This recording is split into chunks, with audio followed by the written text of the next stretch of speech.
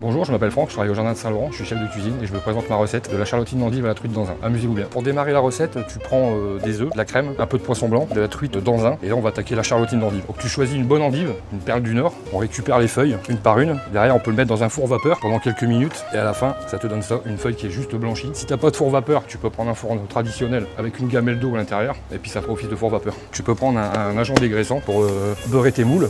Ensuite tu peux prendre tes feuilles d'endive, surtout bien les égoutter au préalable. Après tu les mets chemisées, c'est-à-dire remplir ton petit godet en aluminium avec les feuilles d'endive. Tu reprends ta farce, petite compotée d'endive, donc tu peux chemiser pareil le fond avec ta compotée. Tu mixes avec un peu de farce, tu tasses bien pour que ça imprègne tout le fond du godet. Tu prends la truite d'Anzin, donc tu mets bien ça pour avoir un petit cœur de truite. Tu peux reprendre ta compotée d'endive aux noix, tu remets dessus. Ensuite tu prends ta charlotine et tu replies comme ça, comme ça.